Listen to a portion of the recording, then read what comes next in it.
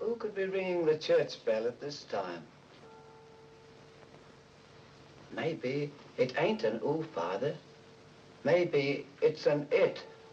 And maybe it's tolling the bell. Oh, there's no such things as ghosts and monsters. Haven't I made that clear to you? Something tore the throats out of Charlie Rousseau's sheep, and that something didn't leave any tracks. Andy Trent here saw a weird glow moving across the marshes last night, and this morning he found 2 of his sheep dead. Their throats torn open.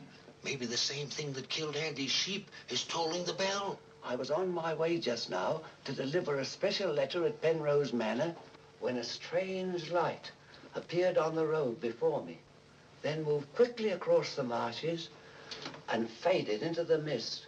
I turned the cart around and hurried back here. It's not real. First the light, and now the bell. There's a very sound and logical reason for the bell tolling at this time, and I'm going to find out what it is. You can drive me to the church pots. The letter can wait. No hurry. Nothing will harm you if you're with the priest. Is that true, Father? Ah, what you need is more faith and less imagination. Come along.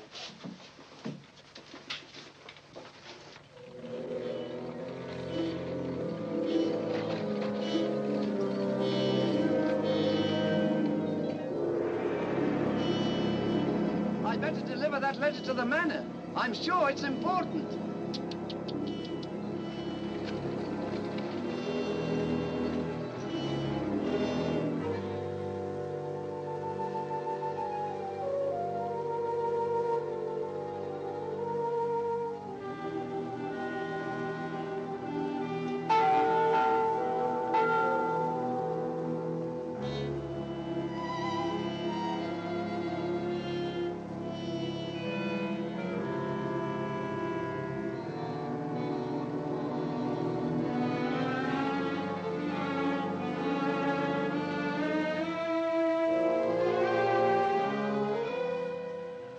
Goodness, that bell has stopped. Odd, it's tolling at this time of night. I don't like it. What with this phantom roaming the marshes? I saw it again tonight. Who would that be?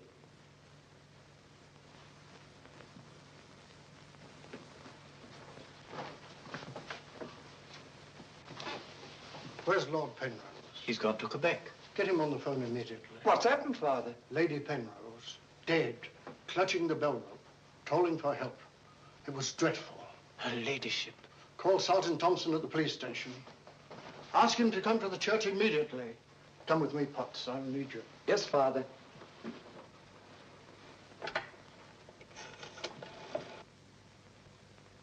Operator, put me through to Quebec.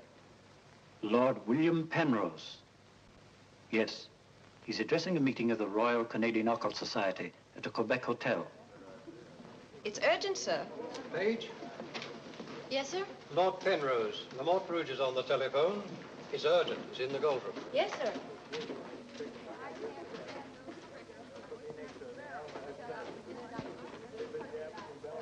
Gentlemen, as you know, the greatest obstacle in proving the authenticity of the occult lies in finding facts. However, if the facts are there, even the most hardened skeptic, provided it has an open mind, must finally acknowledge the actual existence of the supernatural. Do you admit that, Mr. Holmes? Facts are always convincing, Lord Penrose. It's the conclusions drawn from facts that are frequently in error. Yes, in the case of the Hound of the Baskervilles, as well as in the adventure of the Sussex Vampire, we found Watson, that... please. Oh, sorry. Well, gentlemen, this time I have facts. Cold facts. Many years ago, 100 to be exact, an apparition appeared at night in the village now called Larmor Rouge. The following morning, 3 people were found dead, their throats torn out, hence the town's rather grim name. Interesting, yes. But facts, no. I hardly think the tales of superstitious peasants can be considered... I haven't finished, Mr. Holmes. Larmor Rouge has again been the scene of these strange and unexplainable occurrences. Unexplainable, that is, from your point of view. Several of our most responsible citizens have actually seen the strange apparition on the marshes at night. And next morning, sheep were discovered... with their throats torn out and no traces of the killer anywhere to be found. Oh, you read about it in the papers. Oh, as a matter of fact, I haven't. It was merely a deduction. A rather obvious one, I'm afraid. Deductions are a weakness of mine, as Dr. Watson can tell you.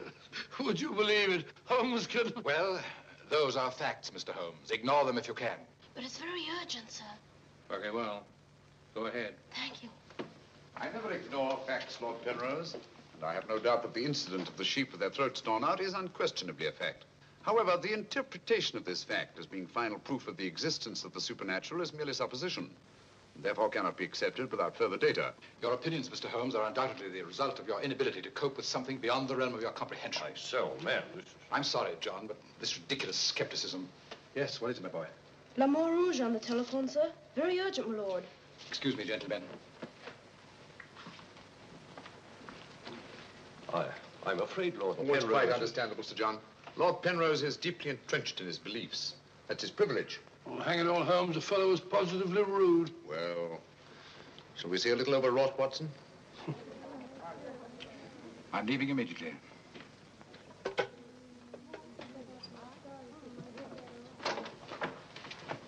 Order my card, Watson. Hurry. Yes, sir.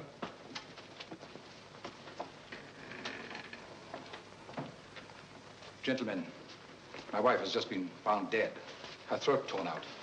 In exactly the same manner as the sheep. This is terrible. I say, you don't think that it's... Undoubtedly, Mr. Holmes, you would call it murder by person or persons unknown. I'm sorry. If I can be of any assistance... Thank you, no. I'm afraid the happenings in Larmor Rouge wouldn't interest you, Mr. Holmes. Under the circumstances, I think we should adjourn. Yes, indeed, Sir John. Holmes, what a terrible thing. Now, Sir John, would you be good enough to convey our condolences to Lord Penrose? Yes, I'd be glad to.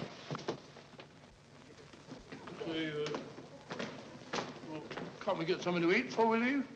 We don't often get food like you do here. Don't you ever think of anything else besides your stomach? No, not often. I gotta get a paper. Morning. Good morning, sir. I imagine you'll be glad to get back to London, Mr. Holmes. Yes, indeed. Oh, by the way, there's a letter for you, sir. Thank you. Oh, here's something about Lady Penrose. She was found in the church with her throat horribly cut. Evidently dragged herself from the marshes nearby and tried to summon help with the bell rope. What's it? What is it, Holmes? Listen to this, Watson. Huh? My dear Mr. Holmes, I have every reason to believe my life is in danger. Yet, if you were to ask me how I know, I couldn't give you a logical answer. There is nothing tangible, yet like a Terrible premonition. It is all so frightfully real. I heard of your being in Quebec, and I'm turning to you, a stranger, and asking your help in the frantic hope that you'll not fail me. Oh, who's it from? It's signed Lady Penrose. Lady Penrose? A letter from the dead woman? Well, what's it mean, Holmes? I should say that Lady Penrose lived in fear of her life. Some secret hidden in her past, in all probability. Oh, perhaps it isn't as simple as that. What if Penrose is right? I'm glad we're going back to London. Things like that can't happen in Baker Street. More's the pity, Watson. Huh? Do you know a village by the name of Larmor Rouge? Yes, sir. It's about 12 miles from here, up towards the falls. Thank you. Great Scott, Holmes. You mean you're going to take on the case? Quite. Telephone the airport and cancel our reservations, will you? Certainly, sir. Consider, Watson, the irony, the tragic irony. We've accepted a commission from the victim to find her murderer. For the first time, we've been retained by a corpse.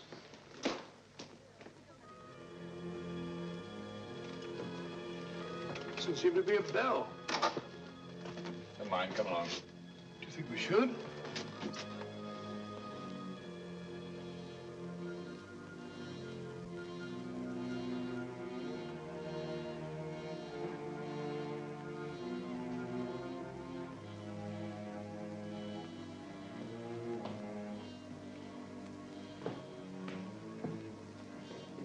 What a cold, cheerless-looking room.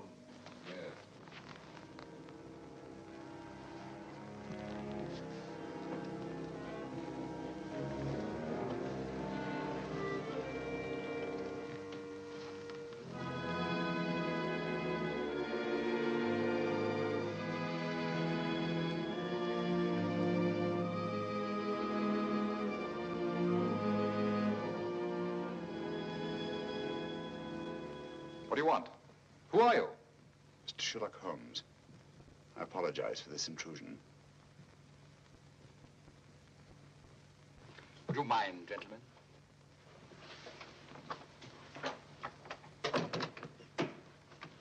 Mr. Holmes, is it your custom to burst into people's houses without ringing the bell? We couldn't find the bell, sir. If you've come here to use the death of my wife to prove your theories, I must ask you to leave. Penrose. I received this letter from Lady Penrose this morning.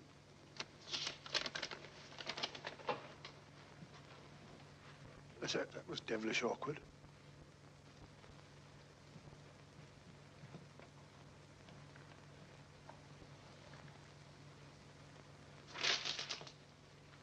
I'm afraid you're a little late, Mr. Holmes. My wife's dead. And I've come here to find her murderer. You might have saved yourself the trouble. I'm convinced that the solution of this horrible deed lies in an understanding of psychic phenomena. Although I don't expect you to admit that, Mr. Holmes. I assure you, Penrose, I neither believe nor disbelieve in anything, including psychic phenomena. If I could just see Lady Penrose, it might help dispel much of the mystery that surrounds these happenings in Larmor Rouge. Drake! Why don't you answer the blasted thing? Sergeant Thompson has charge of the case. You'll find him at the police station. And now I must ask you to go and take your assistant with you. You'll excuse me if I don't show you out. Drake! Drake! Drake, where are you? What?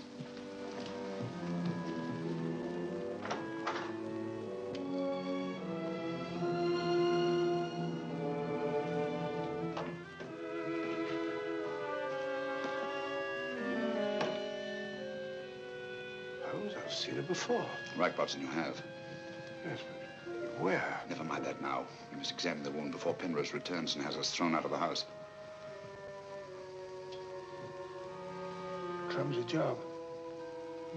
Just missed the jugular vein. It must have bled to death. And it bled for several hours, eh? Possibly more. Long enough for Penrose to leave Larmor Rouge and reach Quebec in time for the meeting? Holmes, you don't suspect I Penrose? suspect nobody, Watson.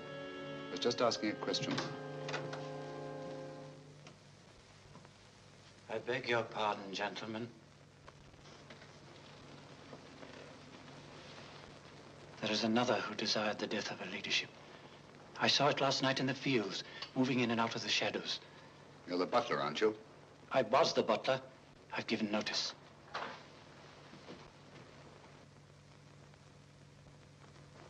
Drake!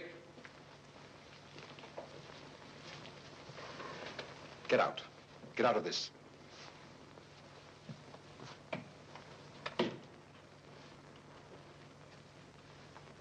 I trust you found what you were looking for. Two things have been made clear to me, Penrose. That your wife was murdered and that she's Lillian Gentry. Lillian Gentry? Will you leave, or must I call the police? That will not be necessary. We're on our way to the police station now.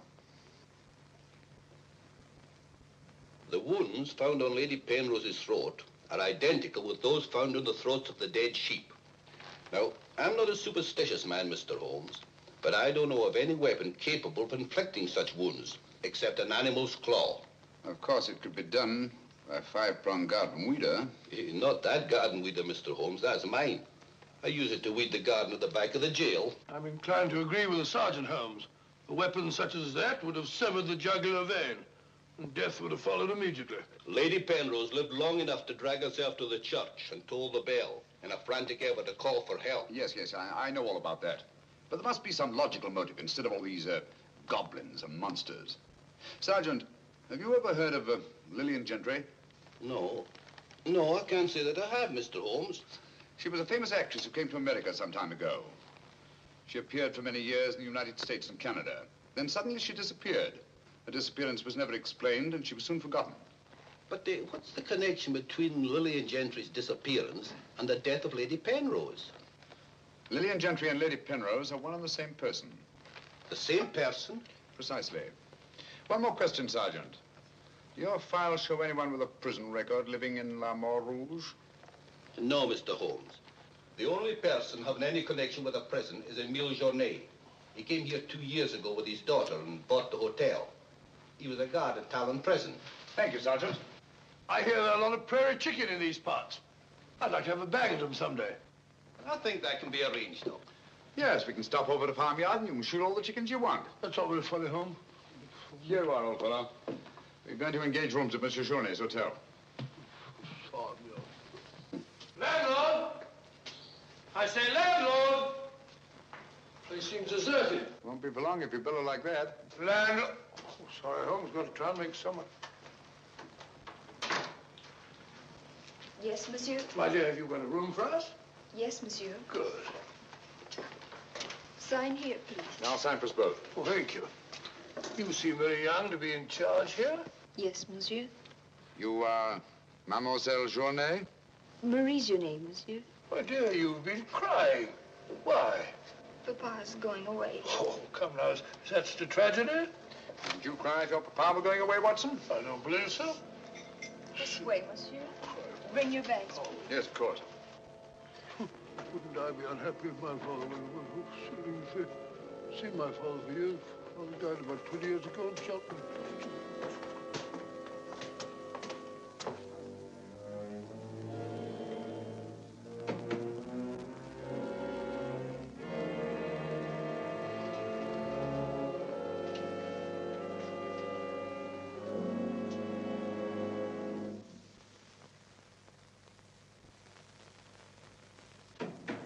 Some talk of Alexander, some of Hercules, of Victor and Lysander, such great names as these. Bills. That's the way it goes, Emile. It costs money to be born, and it costs money to die. Do you know who that was in the car? It was Sherlock Holmes. He's here now. What do you think he'll find? Ghosts and monsters. What else is there for him to find? There's nothing. I don't know.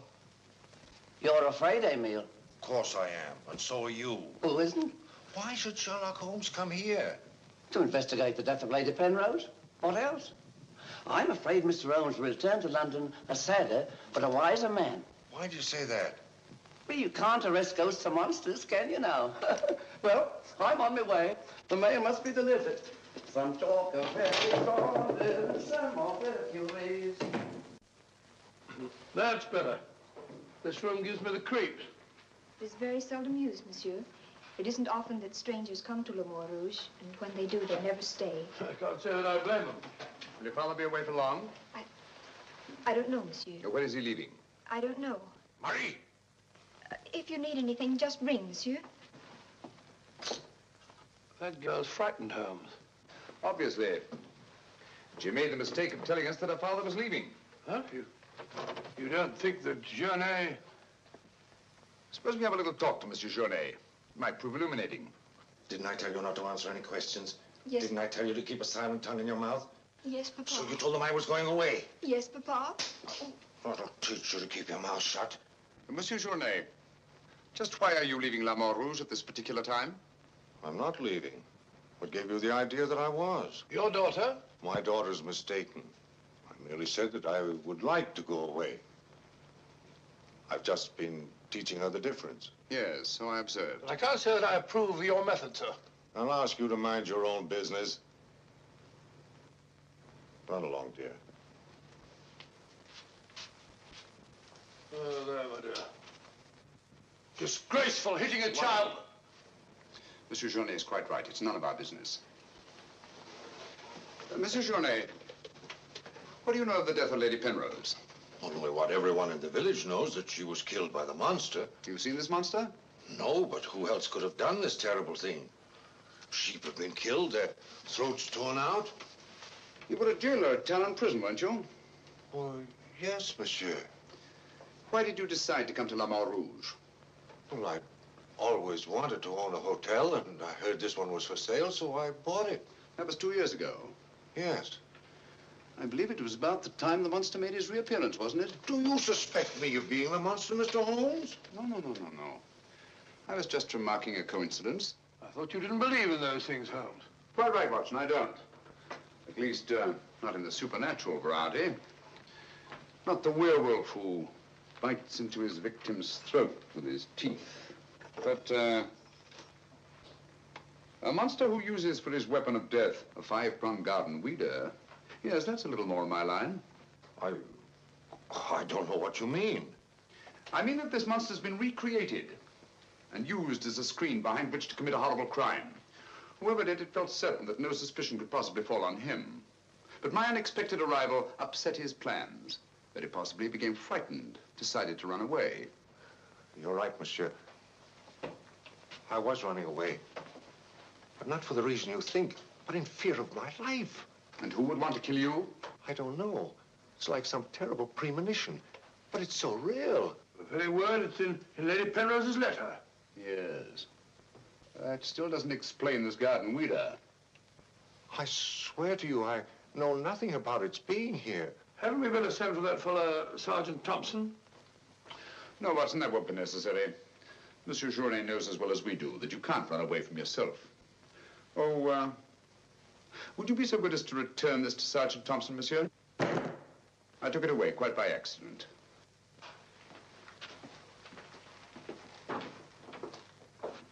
Monsieur Journet knows as well as we do. You can't run away from yourself. This fellow Journet seems a very frightened chap. Do you think he'd have any connection with Lady Penrose's murder? Time will tell us many things, Watson. And now, my dear fellow, there's something you can do for me, if you will. Anything, Holmes? I knew I could rely on you. I want you to mingle with the people in the cafe tonight. Find out all you can and keep a particularly sharp eye on Journet. But you sort of take over the case. That's right, old boy. I want to get a good night's rest before starting out again in the morning. Oh, and incidentally, make yourself as inconspicuous as possible, will you? Inconspicuous? You can depend on me.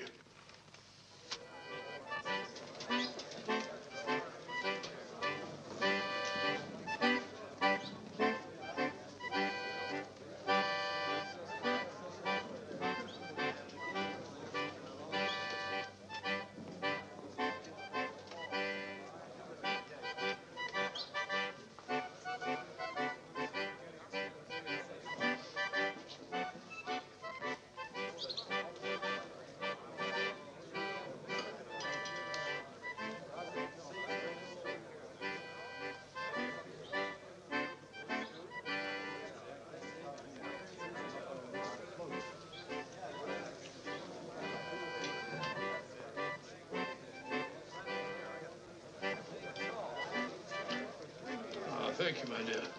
I'm glad to see that the tears are all gone. Are you feeling better? Thanks to you and Mr. Holmes, Papa's not going away. Not going away? Oh, good.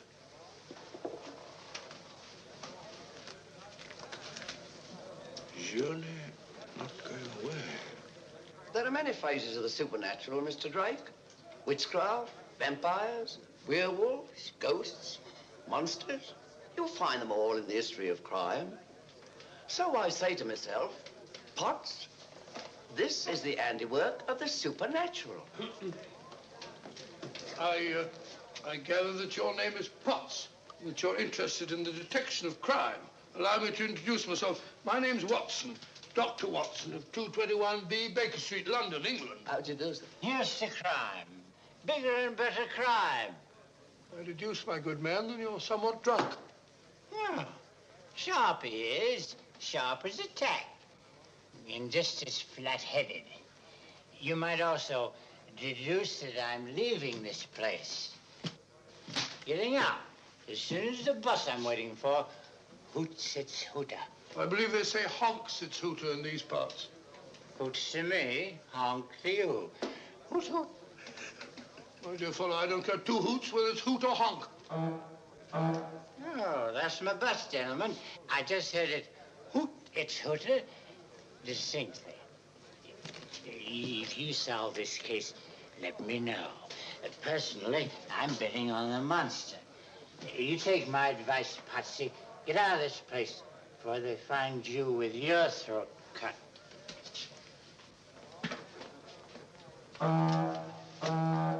Hoots! It's hooter.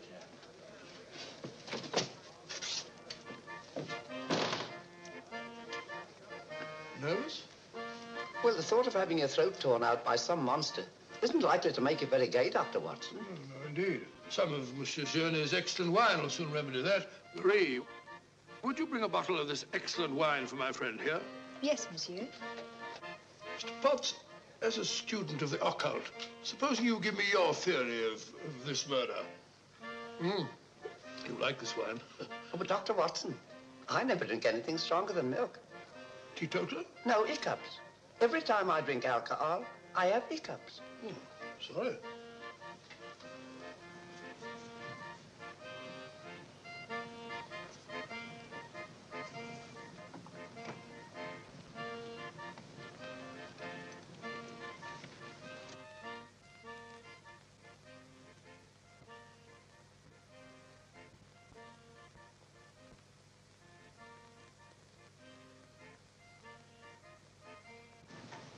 Mr. Holmes.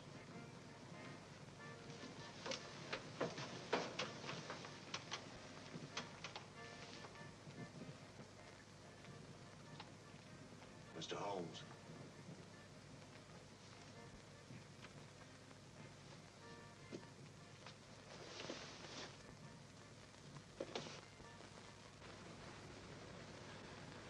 This circle is where the murder actually occurred. Yes, Mr. Holmes. There's a footpath just beyond the church which leads across the marshes. Follow it for half a mile and you'll be there. Thank you, Sergeant. I'm sure I'll find it. Mr. Holmes, I wish you'd let me go with you. It's dangerous on the marshes at night. These swamps, the one false step... I'm sorry, Sergeant, but it's important that I go alone. I'll keep close to the path. Well, will Dr. Watson be going with you? No, Sergeant. I asked him to do some research work of his own, and by now he's probably magnificently involved. Good night. Good night, Mr. Holmes. But according to your theory, Dr. Watson, everyone in the village is under suspicion. Pardon me. It's quite all right. Oh, thank you. Murder is a very interesting study, gentlemen. I well recall a short story by that brilliant author, G.K. Chesterton, in which the murder is committed by a postman. I refer, of course, to the Invisible Man, a brilliant bit of deduction on the part of Father Brown. I'm a postman. Precisely why I mentioned it, to illustrate the absurdity of assuming because one man in a postman's uniform is a murderer, any other man in the same uniform should be suspected. Thanks. Had me worried for a minute. Oh, flabbergab. A child can see that this ridiculous monster has got you all afraid of your own shadow. I saw Lady Penrose. I wouldn't like it to happen to me. I'll be getting on. I'm going with you. Good night, Doctor. Good night. It's quite all right.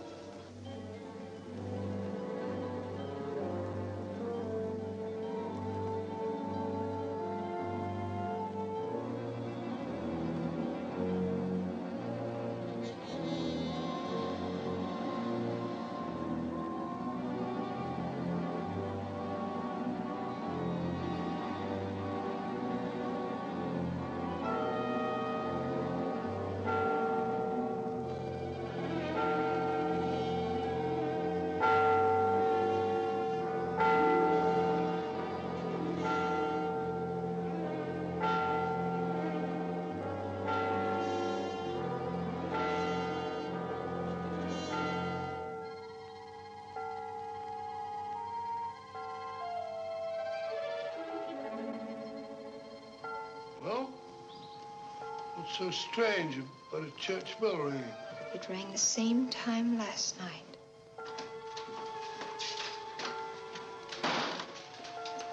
Excuse me, Dr. Watson. Can you tell me if Mr. Holmes is armed? Armed, my dear fellow? Why should he be? He's gone to bed. You're wrong, Doctor. He went out in the marshes alone. I tried to go with him, but he refused. But great Scott, if he runs into this monster and he's by himself, he'll get killed.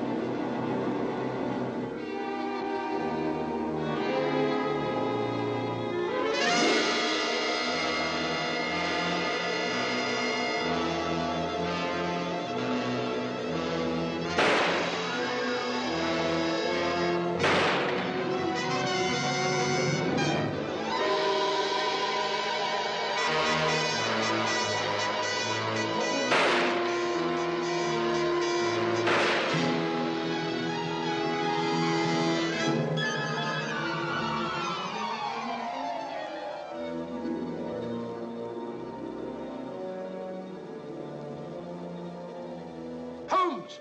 Holmes! Are you all right? Where are you, Watson? Here I am. Over here, Holmes. Watson, where are you? I'm in the bog. Oh, good gracious. Come here. Your instructions were to mingle with the people and stay in the cafe. Sergeant Thompson said you were out here alone, so I thought you might need help. Yes, so you proceeded to fall in the bog, eh? Fall? I was pushed into the blasted thing. Pushed by the most ghastly apparition. Came at me like a roaring furnace, with spitting fire in all directions. Before I could get my revolver, the thing was upon me. The next thing I knew, I was in the bog. Are you all right, Mr. Holmes? I heard shots. Yes, I'm all right, but Dr. Watson here seems to have encountered the monster. He has?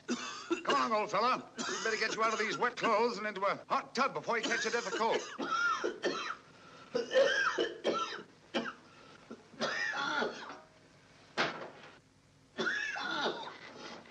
Yeah, you've had enough of that.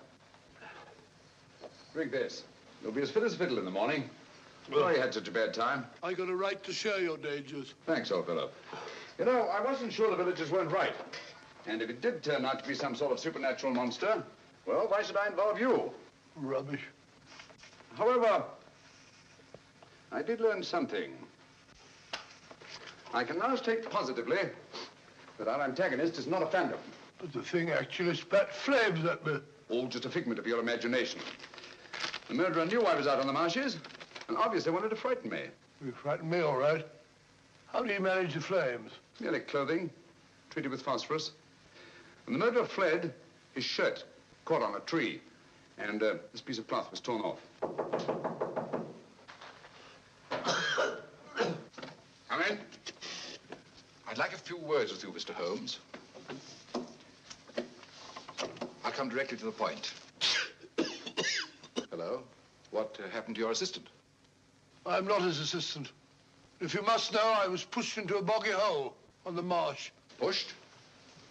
By whom? I don't know. Spat fire at me. My good sir, in spite of Mr. Holmes's theories to the contrary, things have been seen and heard on those marshes that cannot be explained away by the use of logic. If I were you, I'd keep away from them. I'm not so sure. Holmes found... Penrose, for the first time in my long pursuit of crime, I confess that I find myself baffled. I'm a detective. I need tangible clues. And up to now, I admit, I found none. And you won't. I advise you to leave Larmor Rouge.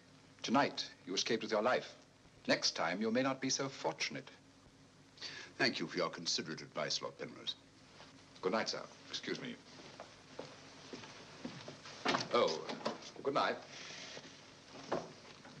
I don't like this fellow, Holmes. Why do you think he came here? He wanted to find out if we discovered anything. He seemed very pleased when I told him we hadn't. Now, Watson, there are one or two questions I want to ask Sergeant Thompson. You stay here. I have a vitally important job for you. Anything, Holmes? What do you want me to do? Go to bed. Yes, it's cotton fabric. Yeah, take a look. That discoloration. The purple ink must have been spelt on it. Possibly. I should say this cloth was red with blue lines. Probably large checks.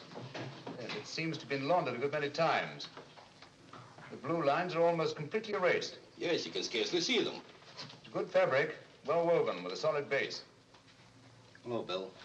Hello, Sergeant. Your phone call must have been important to bring me over this time of the night. It was. This is Mr. Sherlock Holmes. He wants to ask you a few questions. This is Mr. Taylor, the storekeeper, Mr. Holmes. Oh, good evening, Mr. Taylor. Good evening, sir. Have you any shirts of this design? The squares are red and the lines blue. Yes, I have. Can you remember to whom you sold them? I can. I keep them in stock specially for Judge Briston. He won't have anything else. Judge Briston, who's he? A retired magistrate. He's a cripple, lives alone with his housekeeper. Have you sold any of these shirts to anyone else? No, sir. They're too expensive for the village and the boatmen. This is the finest material. Imported. You say Judge Briston's a cripple? Yes, he was a magistrate in Quebec. Had a stroke about 2 years ago. That's why he retired and came here to live in Larmor Rouge. Just about the time that Monsieur Journey arrived here.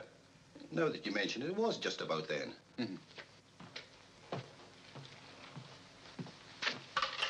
Hello, operator? Give me Judge Briston's home, will you? Thank you.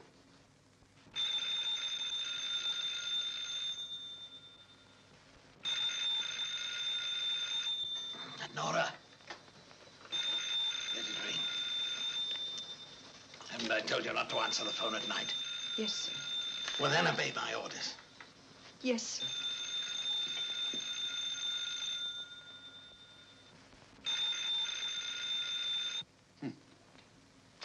No answer. Where'd you live? On the Marsh Road. But I don't advise you to go there after dark, Mr. Holmes. The place is a fortress and guarded by a savage dog. I think Dr. Watson and I will have to pay Judge Briston a visit in the morning. Good night, gentlemen. Good night, Mr. Holmes.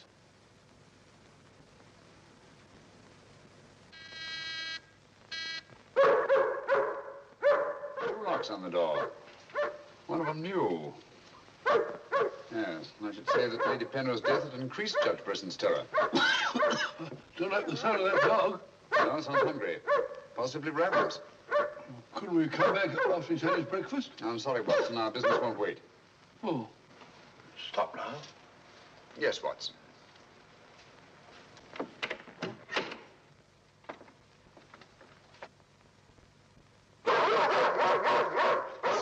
Good Fido. Good Fido. Good Monty. Good Winnie. Who is it? Sherlock Holmes and Dr. Watson. I telephoned Judge Briston we were coming. You can't come in. He's given orders no one is to be admitted. You wouldn't want Judge Briston's death on your hands, would you? No, sir. Then you'd better let us in. I'll probably lose my job for this. Not after we've talked to Judge Briston. My good woman, you keep an eye on that dog. Oh, don't worry, Watson. You know as well as I do. The dog won't touch you if you're with its master or mistress. Well, you know it and I know it. You're quite sure the dog knows it. Good dog. Happy dog. Nice, Winnie. Good Winnie. Good Winnie.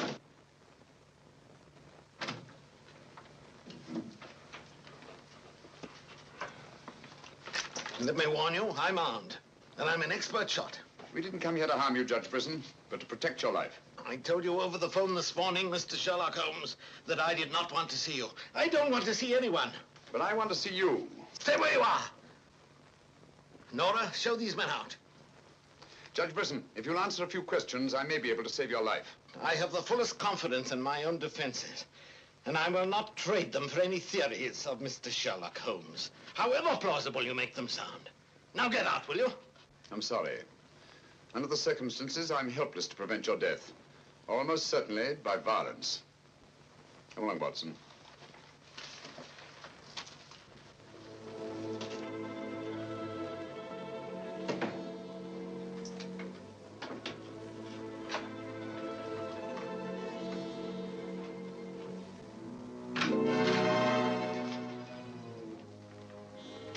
Pardon me. May I trouble you with that envelope?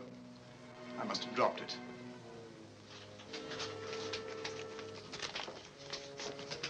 Thank you. You're a very clever man, Mr. Holmes. A crude device, Judge Briston.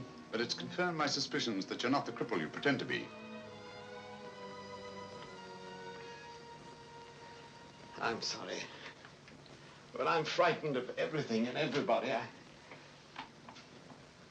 Why'd you sit down? You want to get shot, Holmes? Come in, Watson, and close the door. Sit down, old fellow. Judge Briston has decided not to shoot us. Oh, very kind of him. Gentlemen, this fear's driving me mad. It's quite understandable. The whole village seems to be consumed with fear. But in your case, judging from your vicious dog, those barred windows, and that hunting rifle, it's not fear of the supernatural. Just what are you afraid of? Well, truthfully, Mr. Holmes, I don't know. And yet I feel its very presence. At times, I feel I can almost reach out and touch it. When I first came to Larmor Rouge, I had a slight attack. It affected my legs, but, well, I've recovered. And you've continued the deception, using the wheelchair as an excuse for not going about the village. Well, you see, people would be more inclined to accept my hermit-like existence. Yes, naturally. Tell me, Judge Briston, had you ever heard of Monsieur Journet before you arrived at Larmor Rouge? No, I haven't. How many of these shirts has your housekeeper purchased for you? Oh, 4 or 5. I'm not positive. You still have them? Well, 1 or 2 became badly worn, and I told my housekeeper to give them to a man who was doing some work for me at that time. Can you describe him? No, I'm afraid I can't. That was about a year ago, you see, and, well, I didn't pay much attention to him. He worked in the garden. Could your housekeeper remember him? No, that was a different housekeeper then. She went to the United States. Try to remember, Judge Briston. Your life may depend on it. I do remember one thing. He had a very slight limp. I used to watch him from that window as he walked across the lawn. Splendid. Continue your vigilance, Judge. And under no circumstances allow anyone to enter the house, even someone you may know well. What's that mean, Holmes? It may mean nothing, Watson, and it may mean everything. I'm quite sure that Sergeant Thompson will have observed a man with a limp in a village the size of Larmor Rouge. Good day, Judge, and thank you. Good day, sir. I'm sure Sergeant Thompson will have observed a man with a limp in a village the size of Larmor Rouge.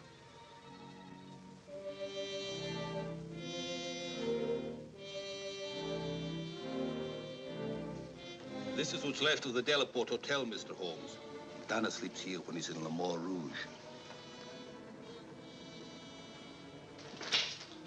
Spooky old place. The villagers call it the ghost house. It's been deserted for years.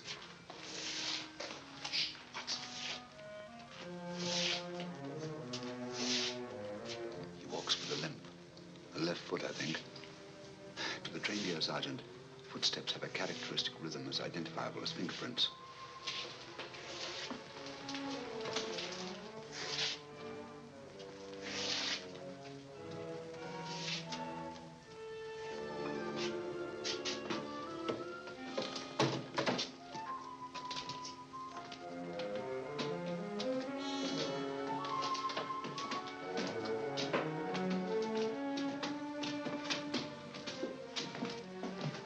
What do you want? We've come to have a talk with you, Manor. I've done nothing. Then you won't mind answering a few questions. What do you want to know? Tell me, Tanner, where were you 2 nights ago? Down the river. And last night? I just got back tonight. You're lying. You can't frighten me. But now I got a job to do. It's quite evident that you haven't been on the river within the last 48 hours. Are you trying to make me out the murderer of Lady Penrose? How do you know she was murdered? I'll tell you how you know she was murdered. Because you murdered her. Holmes, look! In there! The monster! That's right, Watson. One of Briston's shirts, which Tanner here treated with phosphorus. Take him, Sergeant. I'll give you all the evidence later. Look out!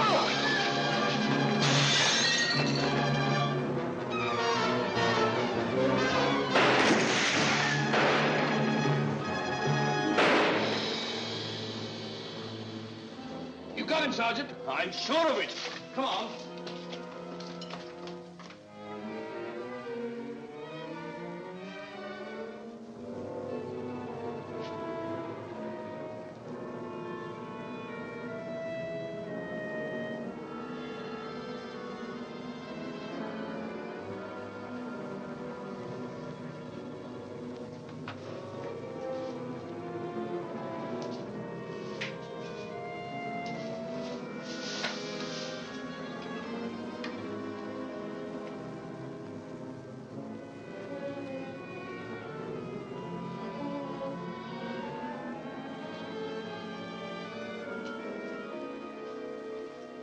I see no reason why we shouldn't leave for home tomorrow.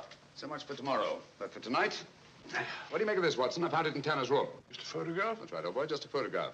You notice anything else about it? Part of it's missing. Bravo, Watson. Now, if we can find the missing half, notice the discoloration of the torn edge, faded signature. The upper half was torn off some time within the last year, I should say. Well, why all this fuss about an old photograph? Watson, have you ever stopped to think that the science of detection is very much like stringing a handful of beads? I can't say I have. Well, it is. And in this particular case, you might say that I have 5 beads. Journée, Briston, Tanner, Lord and Lady Penrose. So far, I haven't had any thread to string them together. This, gentlemen, is our thread. And I think I shall start with Lady Penrose. But Lady Penrose is dead. The dead can tell us many things, Sergeant. You and Dr. Watson remain here at the hotel. I'll meet you later. I'm sure you got Tanner, Sergeant.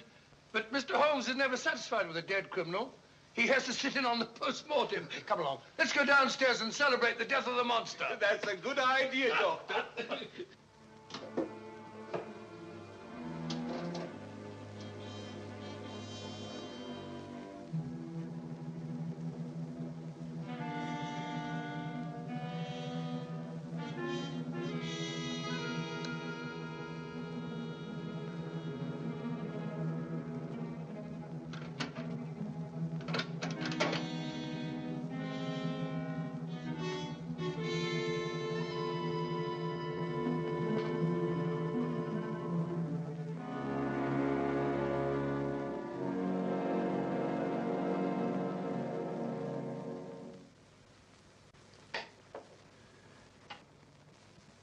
So the great Sherlock Holmes becomes a common thief. You realize, of course, that I might have shot you. I knew that you'd refuse to see me, so naturally I had to take that chance. Tell me, who is Alistair Ramson? What has he to do with your being here? Perhaps this will explain. Found the lower half in a room occupied by a boatman named Tanner. The upper half was in Lady Penrose's safety box. Alistair Ramson murdered a fellow actor in my wife's company. He was sentenced to life imprisonment. The whole thing was a great shock to her. So she retired from the stage and you married her shortly after? Yes. Where and when was this murder committed? In Quebec, 5 years ago. Ramson was shot 3 years later trying to escape from Talon prison. His body disappeared in the St. Lawrence. Was it ever recovered? I don't believe so. Penrose, Alistair Ramson and Tanner are one and the same person. What? It was he who sent the upper half of that photograph to your wife as a warning. What could my wife have in common with a murderer? Yet he killed her. He killed her? Yes. The monster was none other than Tanner himself. We found a shirt impregnated with phosphorus in his room. Tonight, when we faced him with the evidence of his crime, he bolted and jumped out of the window into the river. Sergeant Thompson fired a couple of shots at him. He's dead? In a way, yes. I don't understand. Tanner is dead only because he was discovered, and had therefore outlived his usefulness to his creator. But I'm afraid that Alistair Ramson, the actor, who created and played the part of Tanner, is very much alive. But surely, now that you know who the murderer is, the police... It's not quite as simple as that. During the time he's lived here, Ramson has undoubtedly established another character for himself, perhaps several others, who are by now familiar to the people of the town of Larmor Rouge and quite above suspicion. He could be almost anyone in the village.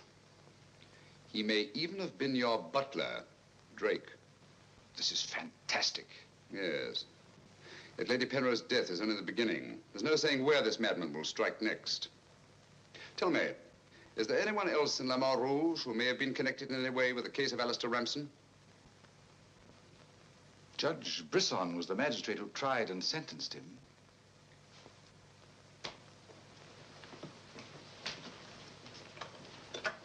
Operator? Operator, give me Judge Briston's home. It's urgent.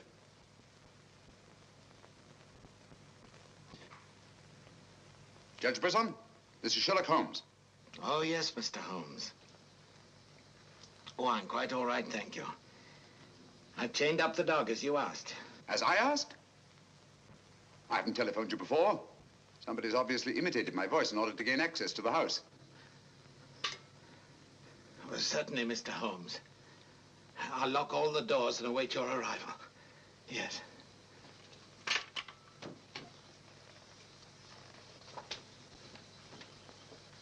Nora! Nora! If I can be of any assistance, Mr. Holmes. Thank you, but I'm afraid... You think Judge Brisson's life's in danger? I only hope I'm in time to prevent a second murder.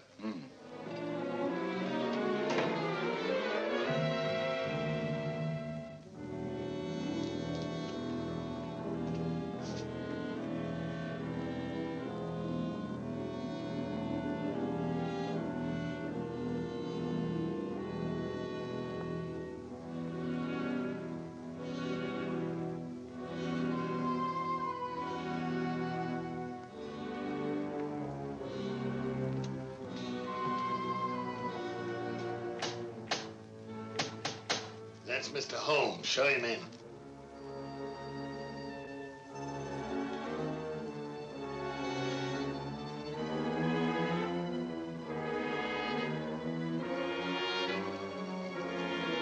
Hurry up, hurry up.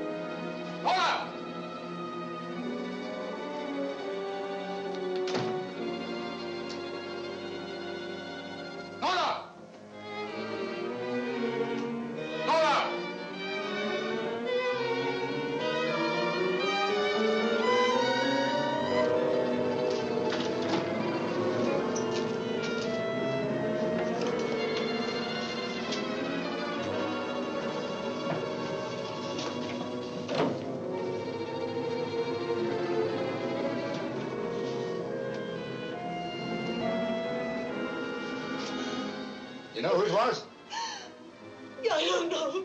I don't know.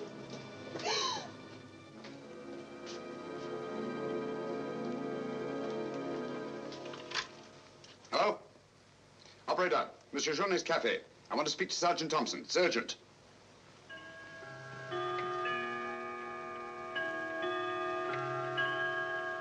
Sergeant Thompson, this is Sherlock Holmes. I'm at Judge Brisson's. He's been murdered.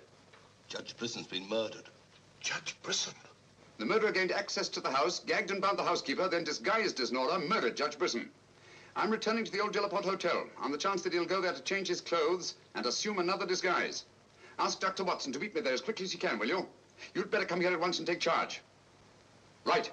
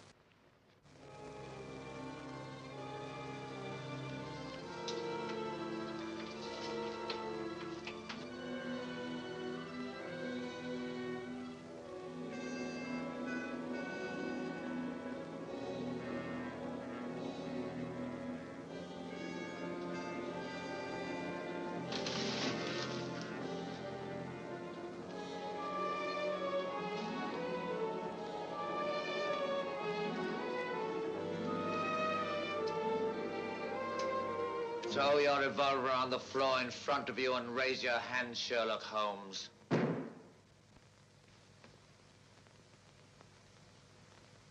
I should have thought you would have felt more at home in the spotlight. I see you finally identified me. You know, Jack Tanner and Nora the housekeeper were brilliant. You should really take a bow. It's too bad you appeared on the scene when you did, and I had to ring down the curtain on the monster. Your recreation of the monster of Larmor Rouge as a means of murder must have given you great satisfaction. Why did you kill Lady Penrose? I see no reason why I shouldn't tell you. I couldn't bear the thought of another man possessing her. And Judge Briston? During the trial, I grew to hate him. And when he sentenced me to prison, I vowed that someday I would escape and kill him. I see. Obviously, you planned still another murder. Otherwise, you'd have returned to the safety of your first disguise and defied me to find you. You're right. I am. There were 3 people in my life who had no right to live. 2 have already died. The 3rd remains. Tonight, I shall kill him. Mr. Holmes, I've always had the greatest admiration for your talents. Thank you. Your performance in this case has also been brilliant. So brilliant that I'm afraid I'm going to have to ring down the curtain on it a bit prematurely. Mr. Ramson, we are artists in our fashion, not creatures skulking in alleys. If our positions were reversed, I shouldn't think of sending you to your death. Lacking a few stray pieces of the puzzle? What do you want to know? The name of the 3rd person. I have no objection. If there is a hereafter, which I doubt, you and he will meet very soon, Mr. Holmes. The name of the 3rd person is...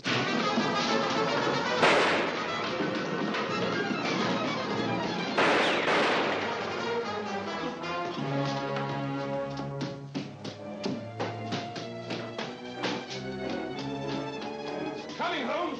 Look out, Watson!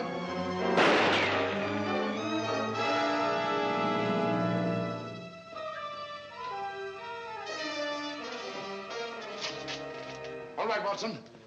Where is he, Holmes? He's gone. Thank heavens you're safe. Thank heaven you came and you did. There it is, Watson. Look out.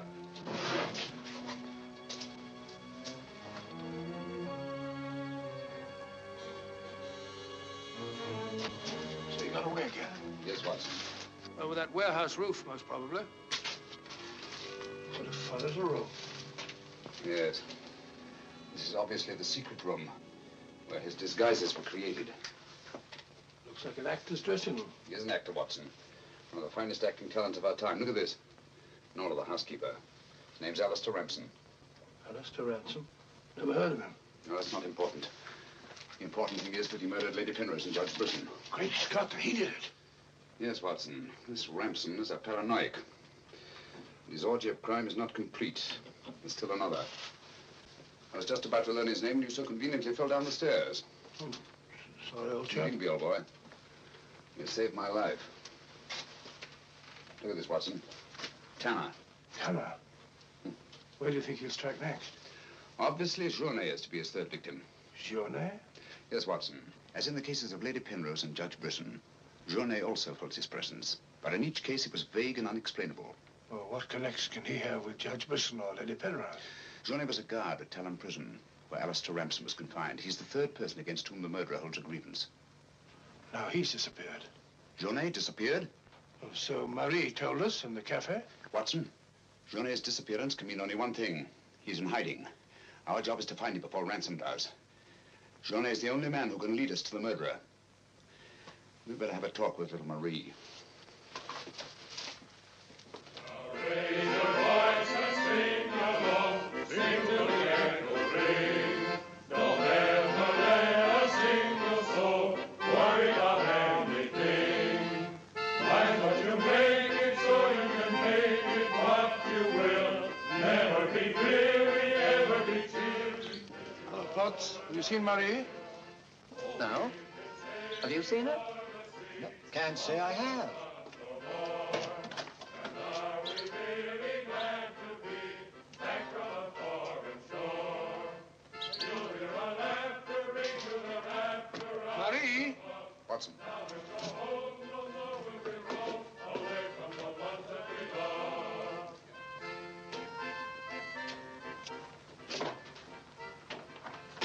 What is it, Holmes? I'm afraid we're too late. Marie.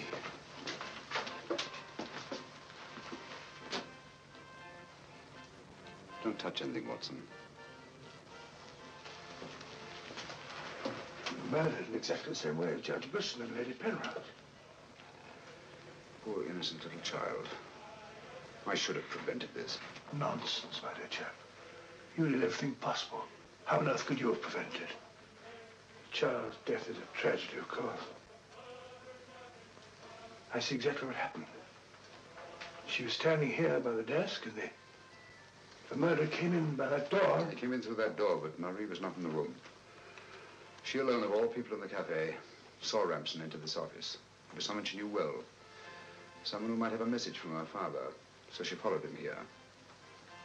And when she refused to tell him where her father had gone, he killed her. Ramson already knew that Johnny had disappeared, but he didn't know where. When he questioned her, she became suspicious, and it was then that he killed her. Telephone Sergeant Thompson, will you? He's at Judge Briston's. Ask him to come here at once. And see that no one leaves the cafe until he gets here. The murderer may be among them.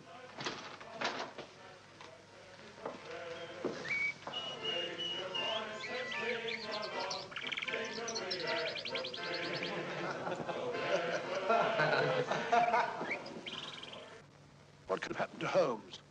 He's been away all day. It's very unfair of him keeping me in suspense like this. He knows how worried I become. He continues to do it, and do you know why? He actually enjoys making me miserable. Half a mo.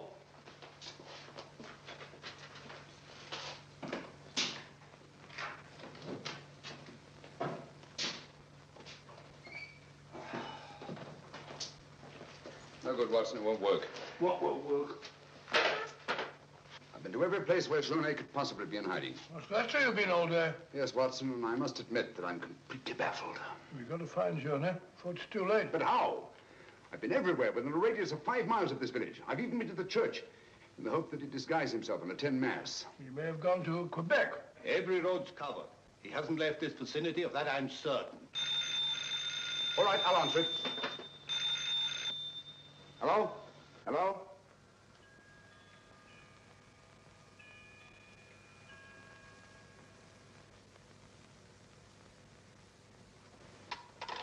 Who was it, Holmes? Watson, get your hat and coat. You're very rude, Holmes. You leave me all day long with that very dull inspector. I ask you a perfect polite question, and all you say is, Watson, get your hat and coat. We're going to find Journey. Sergeant, you wait here till I call. Watson, do this. Watson, do that. Watson, get your hat and coat. Watson, do that. Watson, do that. Brisson's house. Watson, this, Watson. It's my opinion that Judge Brisson's house is the last place that you'll find Journey. Put yourself in Journey's position, Watson. Where's the most likely place that Ramson would look for you? Certainly not in the very house in which he's just killed one of his victims.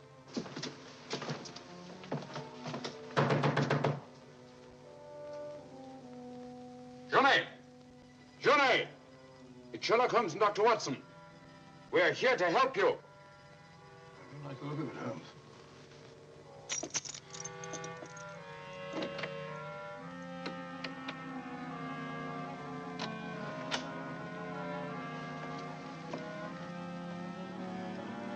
Holmes! Holmes! Where are you? Here I am, Watson.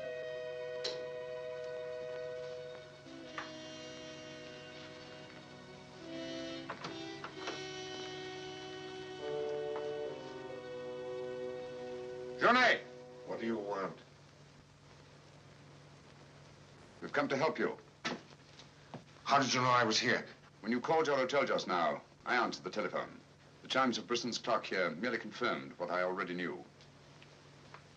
You must return with me to the cafe at once. I'm not leaving this house.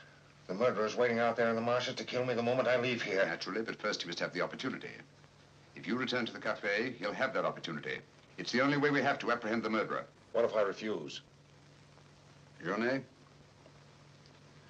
what I have to say to you is not going to be easy. Marie... What? Murdered. Now you know why you must return. This fiend must be brought to justice. Justice? This monster kills my poor innocent child, and you talk of bringing him to justice. Will that compensate me for the death of Marie? If it's the last thing I do, I'll kill him with my own hands. You can't take the law into your own hands. Once you've returned to the hotel, he'll make an attempt on your life. Then we'll get him. How will we know who he is? We already know. It's his disguise that we haven't penetrated. Who is he? Alistair Ramson. Recognize the name? He attempted to escape from Talon prison when I was a guard there. Journey, if you don't want to remain in hiding for the rest of your life, you must return to the hotel and help me to put an end to this monster for all time. Come. Let's go. Good. Put an end to him. How are you going to do that, Holmes? I'll tell you both about it on the way to the hotel. So you're really leaving, Doctor? Yes, Sergeant. Gentlemen, Mr. Sherlock Holmes and I are leaving immediately for London. It's extremely regrettable the murderer has escaped us, but all our cases cannot be crowned with success. I'm extremely sorry, gentlemen. Have you no idea where this fiend has gone? Mr. Holmes is of the opinion that he's escaped across the border to the United States. It may be years before we can trace him, if ever. Oh, Jenny, just a minute. Our bill, please. Bill? Yes, Mr. Sherlock Holmes and I are leaving immediately. Oh, I'm sorry, Dr. Watson. I'm just on my way to the church to offer a prayer for Marie. I'll forward your bill to you. Yes, of course, my dear fellow. I understand. We'll leave our address at the desk. Goodbye, Mr. Potts. It's been a great pleasure knowing a man of your intelligence. Thank you, Dr. Watson. It has been most stimulating talking to one of your vast experience. Oh, thank you. Let's hope that we shall meet again someday and continue our little chats on crime. It would be most exciting. Oh, by the way, Mr. Holmes would like to see you for a minute in his room. Yes. I'll show you where it is. Right. It's the second room on the right up there. Thanks. Emile, it's me. But, do you mind if I walk part of the way with you? It's a bit frightening out here. It's these marshes. This is almost the very spot where Lady Penrose was attacked. 3 deaths in 3 days. It's a pity Marie had to be killed. She was such a sweet child. 3 deaths in 3 days. And still one more to be accounted for. You were frightened, Emile. It's strange to see you showing fear. The man I hated at Talon prison. Ramson!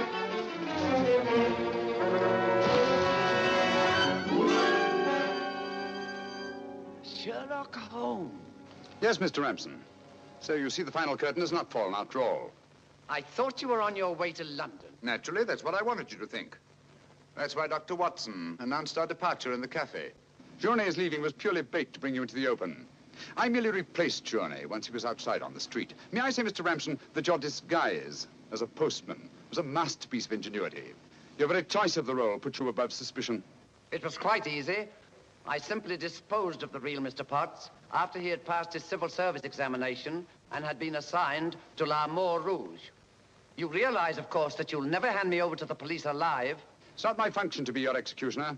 My duty is to hand you over to the authorities, which I fully intend to do. You're an optimist, Mr. Holmes. No, not necessarily. We're surrounded by police awaiting my signal.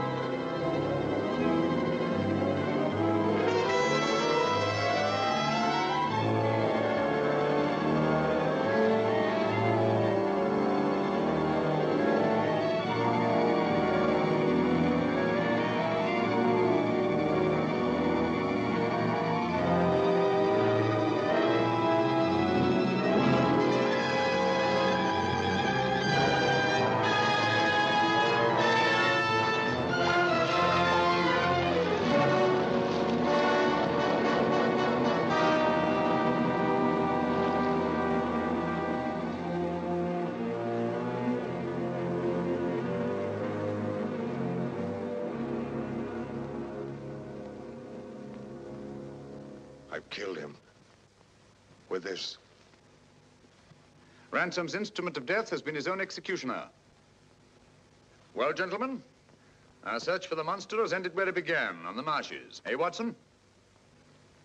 Watson, where are you? Why isn't he here? He was with us a minute ago. Watson! Here I am, Holmes. Where are you? I've fallen in another hole.